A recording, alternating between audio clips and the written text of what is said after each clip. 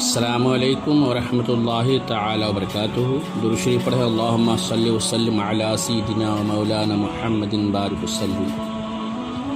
فیضان خلاصہ تراویح 10واں پارہ وَاعْلَمُوا۔ اس پارے کے شروع میں مال غنیمت کی تقسیم کے بارے میں تفصیل بیان کی گئی ہے۔ وہ مال جسے مسلمان کفار سے جنگ میں قہر و غلبہ کے طور پر حاصل کریں اسے غنیمت کہتے ہیں، اور جنگ کے بغیر جو مال کفار سے حاصل کیا جائے جیسے خراج اور جزیہ اس کو فے کہتے ہیں۔ مال غنیمت میں سے خمس یعنی 5واں حصہ خاص اللہ پاک اور اس کے رسول صلی اللہ علیہ وسلم کے لیے ہے۔ 5واں حصہ نکال کر باقی 4 حصے مجاہدین پر تقسیم کر دیے جائیں گے، اور مال فے مکمل طور پر بیت المال میں رکھا جائے گا۔ رسول کریم صلی اللہ علیہ وسلم کے بعد اب حضور اقدس صلی اللہ علیہ وسلم اور آپ کے اہل قرابت کے حصے ساقط ہو گئے۔ اب مال غنیمت کا جو 5واں حصہ نکالا جائے تو اس کے 3 حصے کیے جائیں گے، ایک حصہ یتیموں کے لیے، ایک حصہ مسکینوں کے لیے اور ایک حصہ مسافروں کے لیے۔ اور اگر یہ تینوں حصے ایک ہی قسم میں مثلا یتیموں یا مسکینوں پر خرچ کر دیے جائیں جب بھی جائز ہے، اور مجاہدین کو حاجت ہو تو ان پر خرچ کرنا بھی جائز ہے۔ خمس کے علاوہ باقی 4 حصے مجاہدین پر اس طرح تقسیم کیے جائیں گے کہ سوار کو پیدل کے مقابلے میں 2 گنا ملے گا، یعنی ایک اس کا حصہ اور ایک گھوڑے کا، اور گھوڑا عربی ہو یا کسی اور قسم کا سب کا ایک حکم ہے۔ اس کے بعد غزوہ بدر کو بڑے پیارے انداز میں بیان کیا گیا ہے، اور اس کی منظر کشی اس انداز میں فرمائی گئی ہے جیسے سننے والے اپنی آنکھوں سے اس کا حال دیکھ رہے ہیں۔ پارے کے شروع میں اللہ پاک نے بدر کے اس واقعہ کو ذکر فرمایا ہے۔ جب مسلمان بدر کے مقام پر پہنچے تو میدان بدر کے اس حصے میں پڑاؤ کیا جو مدینہ پاک سے قریب تھا، اور کفار دور والے کنارے پر تھے۔ اس جنگ میں کیفیت یہ تھی کہ کفار کے حصے میں پانی تھا اور زمین بھی زیادہ بہتر تھی، جبکہ مسلمانوں نے اپنا پڑاؤ کیا تو زمین پتھریلی تھی اور اس میں چلنے پھرنے میں بھی دشواری تھی، اور سب سے بڑھ کر یہ ہے کہ وہاں پر پانی کی بہت قلت تھی۔ ان مشکلات کے باوجود اللہ پاک نے مسلمان کو غلبہ عطا فرمایا۔ اللہ پاک ان کے لیے بارش نازل فرمائی تو مسلمانوں کے لیے چلنا آسان ہو گیا، اور مسلمانوں نے بارش سے اپنے کنویں بھر لیے، برتنوں میں پانی جمع کر لیا۔ غزوہ بدر کے حوالے سے جو حقائق ذکر کیے گئے ہیں ان میں سے جو خاص ہیں وہ یہ ہیں کہ جب دونوں لشکر آمنے سامنے ہوئے تو کفار نے مسلمانوں کی تعداد بہت کم سمجھی، اور ایسا ہی مسلمانوں کو بھی دکھایا گیا، اور ایسا اس لیے ہوا کہ اللہ پاک نے جنگ کا ہونا مقرر فرما دیا تھا۔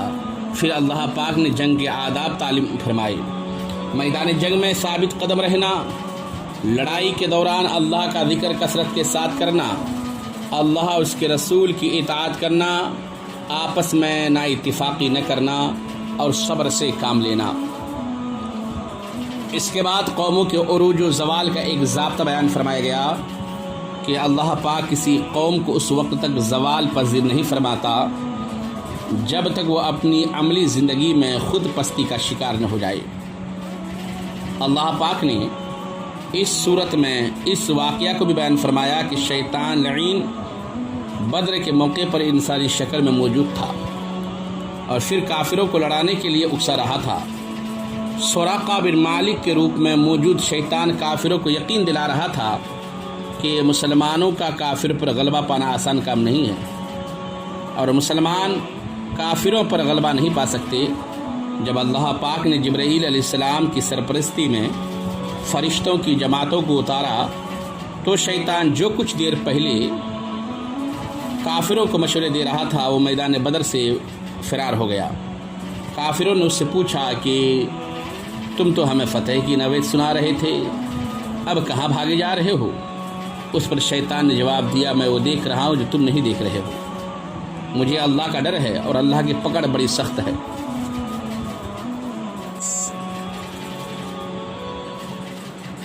फिर आयत नंबर 50 में बताया गया कि फरिश्ते काफिरों की जान निकालते हैं, चेहरे और पीठों पर ज़रबे लगाते हैं और डांटते हुए कहते हैं कि ये बदला है तुम्हारे जुर्मों का। आयत नंबर 72 से वाज़ेह किया गया कि अहले ईमान की दोस्ती और मोहब्बत सिर्फ उन अहले ईमान से होनी चाहिए जो दीन की खातिर माल और जान की कुर्बानियाँ देने वाले होते हैं। इसके मुकाबले में काफिरों का दोस्त काफिर ही हो सकता है, मुसलमान काफिर का दोस्त नहीं हो सकता। अगर दोस्ती का यह मयार इख्तियार कर लिया जाए तो मुआशरे से फितने फसाद ख़त्म हो जाएंगे। सूरत के अखीर में उन लोगों को रफ़ीक करार दिया गया जो अल्लाह की रज़ा के लिए हिजरत और जिहाद करते हैं और दीन की खातिर कुर्बानी देने वालों की हर तरह मदद करते हैं। इस सूरत की इब्तिदा में जिहाद और गनीमत का तज़किरा था और इख्तिताम नुसरत और हिजरत के मज़मून पर हो रहा है। गोया ये सूरत शुरू से आखिर तक जिहाद ही के बयान का इहाता करती नज़र आ रही है। सूरह तौबा मदनिया है, मगर इसके आखिरी आयत लक़द जाअकुम रसूल से आखिर तक उनको बाज़ उलमा मक्की कहते हैं। इस सूरत में 16 रुकू और 129 आयतें हैं। वजह इस सूरत के 10 से ज़्यादा नाम हैं। इनमें से यह 2 नाम मशहूर हैं। तौबा, इस सूरत में कसरत से तौबा का जिक्र किया गया है, इसलिए इसे सूरह तौबा कहते हैं। बराअत, यहाँ इसका माना बरी ज़िम्मा होना है और उसकी पहली आयत में कुफ़ार से बरत का ऐलान किया गया है। इस मुनासिबत से इसे सूरह बराअत कहते हैं। इस सूरत के शुरू में बिस्मिल्लाह नहीं लिखी गई। इसकी असल वजह यह है कि हज़रत जिब्रील अलैहिस्सलाम इस सूरत के साथ बिस्मिल्लाह लिखकर नाजिल ही नहीं हुए थे और नबी करीम सल्लल्लाहु अलैहि वसल्लम बिस्मिल्लाह लिखने का हुक्म भी नहीं फरमाया था। शुरू की आयत में मुशरिकीन अरब के लिए ऐलान किया गया है कि उन तक नबी करीम सल्लल्लाहु अलैहि वसल्लम ने दीन का पैगाम पहुंचा दिया है और हुज्जत कायम फरमा दी है। यह सूरत ग़ज़वे तबूक के बाद वापसी पर नाजिल हुई। जिहाद और ज़कात के हवाले से मुनाफिकीन की बदबातिनी की निशानदी की गई है और उन्होंने जो इस्लाम का लिबादा ओढ़ा हुआ था उसकी हकीकत को ज़ाहिर किया गया। आयत नंबर 24 में अल्लाह पाक ने 8 दुनियावी मोहब्बतों और 3 दीनी मोहब्बतों का बयान फरमाया। इसके बाद दावत दी कि अपने बातिन में तराजू कायम करो। एक पलड़े में दुनियावी मोहब्बतें और दूसरे में दीनी मोहब्बतें रखो।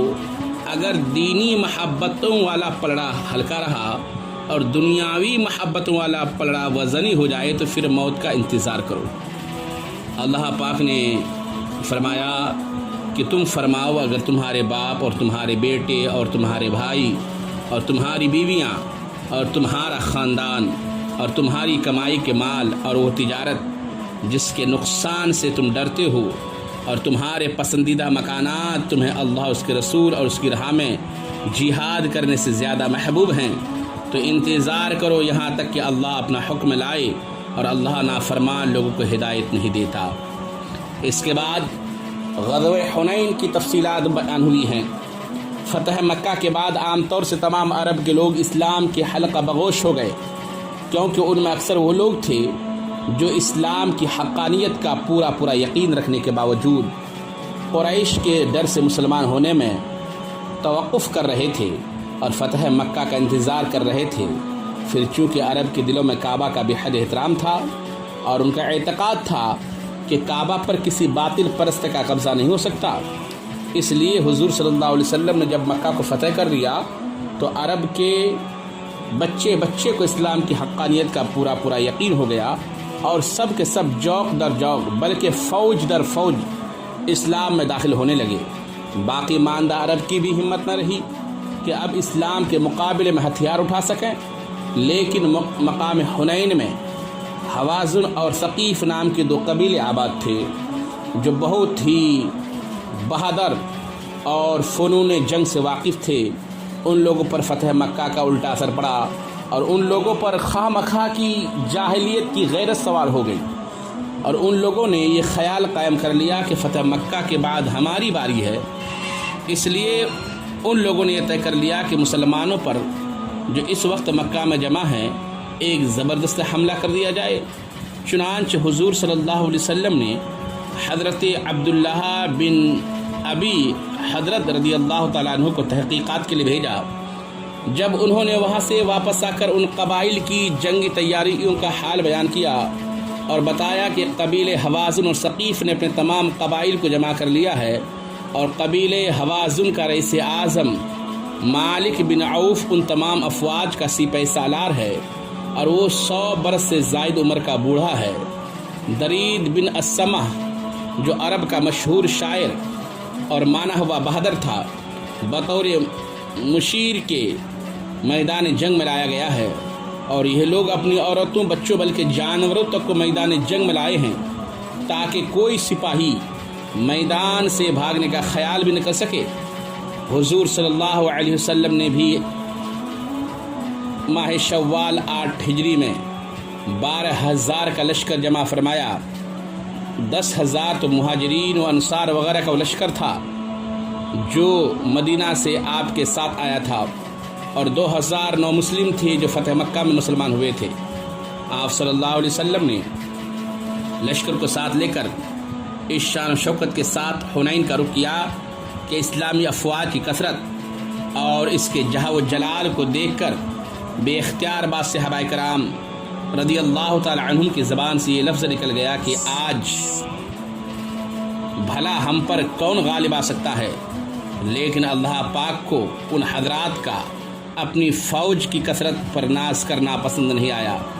چنانچہ اس فخر و نازش کا یہ انجام ہوا کہ پہلے ہی حملہ میں قبیل حوازن و ثقیف کے تیر اندازوں نے جو تیروں کی بارش کی اور ہزاروں کی تعداد میں تلواریں لے کر مسلمانوں پر ٹوٹ پڑے، وہ 2,000 نو مسلم اور کفار مکہ جو لشکر اسلام میں شامل ہو کر مکہ سے آئے تھے ایک دم سر پر پیر رکھ کر بھاگ نکلے۔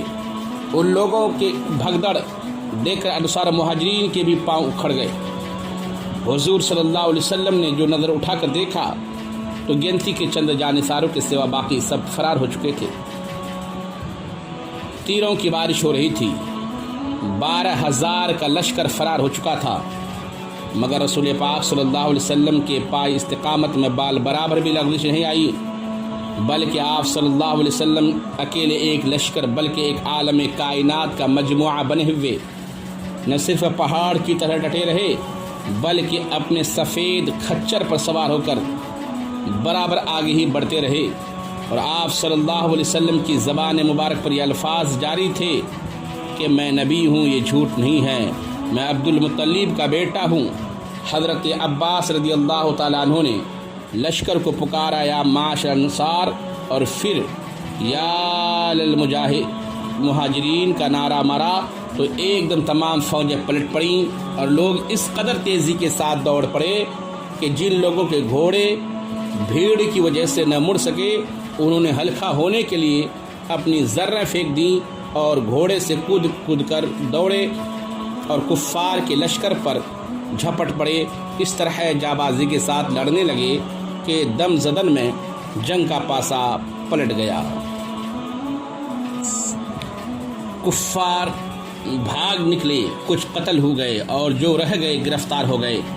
قبیلہ ثقیف کی فوجیں بڑی بہادری کے ساتھ جم کر مسلمانوں سے لڑتی رہیں، یہاں تک کہ ان کے 70 بہادر کٹ گئے، لیکن جب ان کا علمبردار عثمان بن عبداللہ قتل ہو گیا تو ان کے پاؤں بھی اکھڑ گئے، اور فتح مبین نے حضور صلی اللہ علیہ وسلم کے قدموں کا بوسہ لیا اور کثیر تعداد اور مقدار میں مال غنیمت ہاتھ آیا۔ پھر اللہ پاک نے آیت نمبر 28 میں ذکر فرمایا کہ مشرک بالکل ناپاک ہیں، یعنی ان کو باطن کے اعتبار سے ناپاک قرار دیا ہے کہ وہ کفر و شرک کی نجاست سے آلودہ ہیں۔ حکم دیا گیا کہ اس سال یعنی 9 ہجری کے بعد وہ مسجد حرام کے قریب نہ آنے پائیں، نہ حج کے لیے نہ عمرہ کے لیے۔ یہاں اصل حکم مسجد حرام شریف میں آنے سے روکنے کا ہے، اور بقیہ دنیا بھر کی مساجد میں آنے کے متعلق بھی حکم یہ ہے کہ کفار مسجدوں میں نہ آ سکتے۔ خصوصاً کفار کو عزت و احترام اور استقبال کے ساتھ مسجد میں لانا شدید حرام ہے۔ اس کے بعد اس مال و دولت اور سونے چاندی کی مذمت بیان فرمائی گئی جس کے حقوق ادا نہ کیے جائیں۔ زکوٰۃ ادا نہ کرنے والوں کو وعید سنائی گئی اور دردناک کیفیت کو بیان فرمایا گیا کہ قیامت کے دن اسے جہنم کی آگ میں تپایا جائے گا، یہاں تک کہ شدت حرارت سے سفید ہو جائے گا۔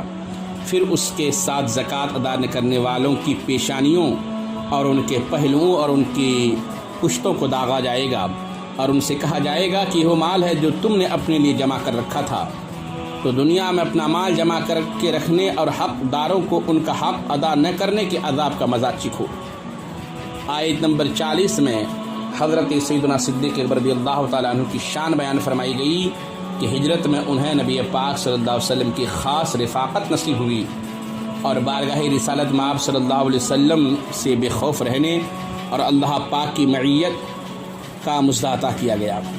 آیت نمبر 79 میں مسلمانوں کا ایک شعار اور منافقین کا ایک شعار بتایا گیا کہ نادار مومنین اپنی محنت کی کمائی سے اپنا مال صدقہ کرتے ہیں تو منافق ان پر طعن کرتے ہیں، مذاق اڑاتے ہیں۔ فرمایا گیا کہ اللہ ان کو ان کے مذاق کی سزا ضرور دے گا۔ اخیر میں صحابہ کرام علیہم رضوان کا جذبہ جہاد بیان کیا گیا کہ انہوں نے اللہ پاک کی رضا کی طلب میں اور اس کی بارگاہ میں قرب حاصل کرنے کے لیے اپنے مال اور اپنی جانیں دونوں خرچ کر دیے۔ جہاد کے لیے جانے کے لیے باطل عذر والوں کا ذکر فرمانے کے بعد سچے عذر والوں کے متعلق فرمایا کہ ان پر سے جہاد کی فرضیت ساقط ہے۔ یہ کون لوگ ہیں؟ ان کے چند طبقے بیان فرمائے۔ پہلا طبقہ ضعیف، جیسے کہ بوڑھے، بچے، عورتیں اور وہ شخص بھی انہی میں داخل ہے جو پیدائشی کمزور، ضعیف و نحیف ہو۔ دوسرا طبقہ بیمار، اس میں اندھے، لنگڑے، اپاہج بھی داخل ہیں۔ تیسرا طبقہ وہ لوگ جنہیں خرچ کرنے کی قدرت نہ ہو اور سامان جہاد نہ کر سکیں، یہ لوگ رہ جائیں تو ان پر کوئی گناہ نہیں۔ السلام